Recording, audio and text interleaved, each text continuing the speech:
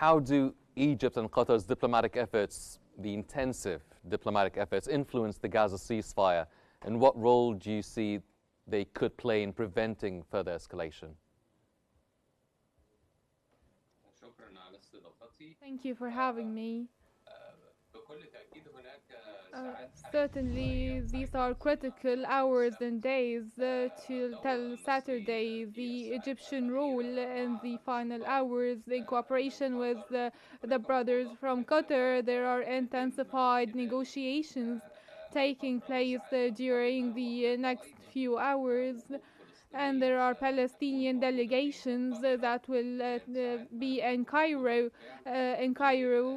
if they are not here already, to discuss the best means to not endanger the ceasefire agreement, especially after the statements and the statements released by the Israeli side. In addition to the U.S. President statements that posed a threat if the ceasefire agreement, if all hostages were not to be released by Saturday. The Palestinians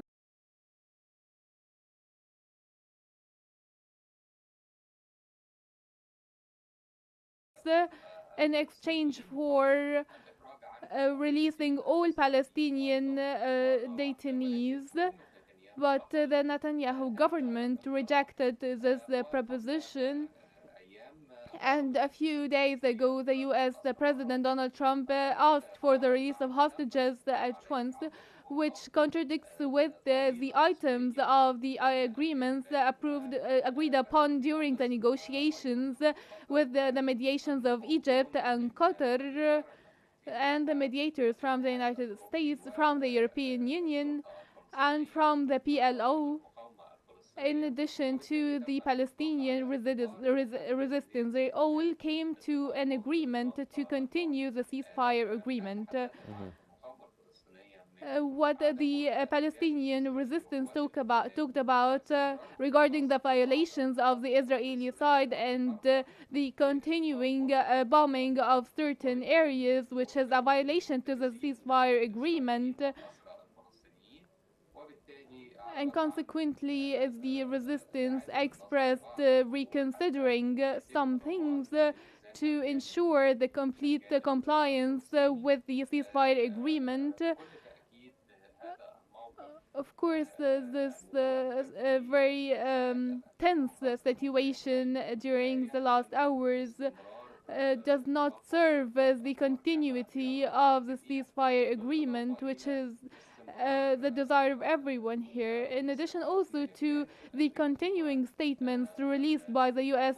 President and the unrealistic requests that they threaten the peace process in the Middle East and also liquidating the Palestinian cause completely.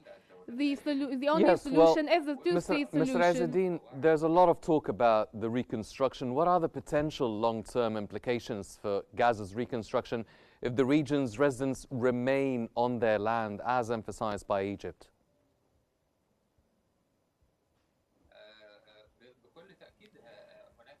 Certainly, there is a humanitarian catastrophe. We have to ensure first the flow of humanitarian aid, which is what Egypt is working about right now and is seeking to increase the humanitarian, medical and oil aid and everything that would bring back life to the Gaza Strip relatively.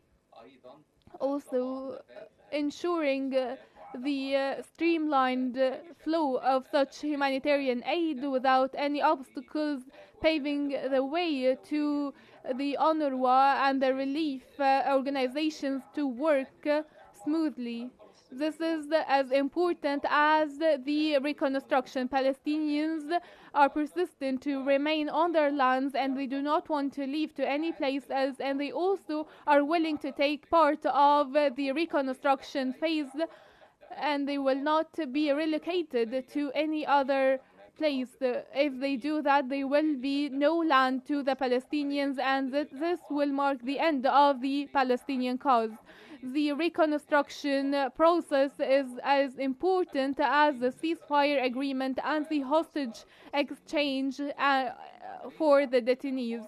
And therefore, the reconstruction that will definitely require time, effort, and money and funding. Egypt is leading the way in this regard, and Egypt already has a plan for the reconstruction of Gaza without moving the population outside. Yes. Well, sir, how would you assess the regional reactions to proposals for displacing Palestinians from Gaza? How could such plans affect the stability of the Middle East?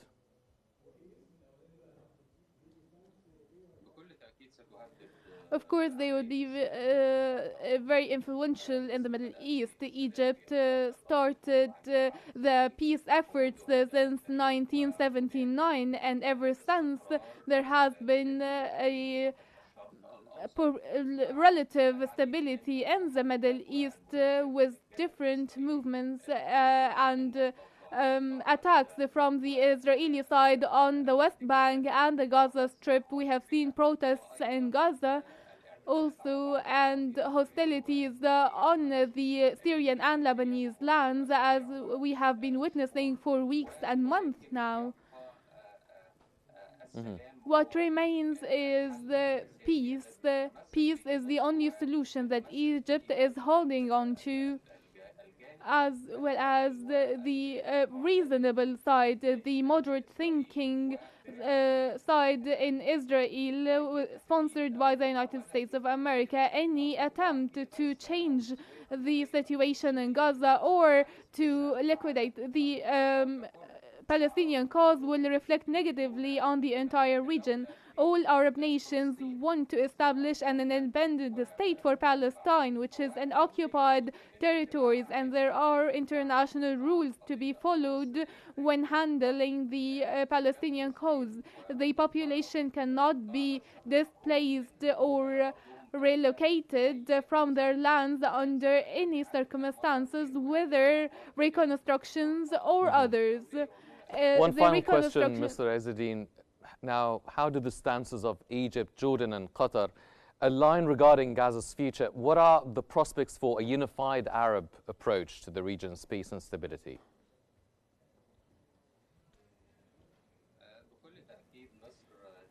Certainly, Egypt is playing an integral role and leading the scene now, especially after the meeting with President Trump and His Majesty the King of Jordan.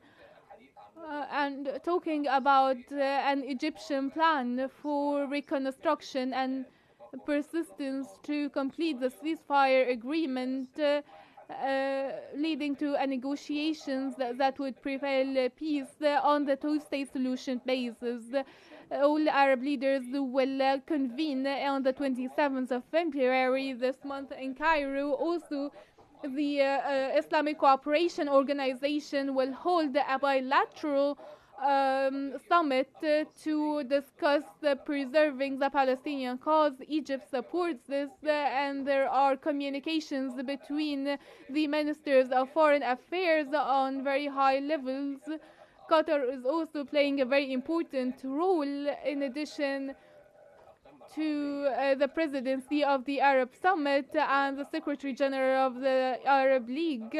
All Arab nations now wanted to establish a Palestinian state and rejecting the displacement of the Gaza population, and also discussing support for reconstruction efforts, and there are plans to be unveiled during the next few days after working out the current crisis regarding the exchange of Israeli hostages and Palestinian detainees.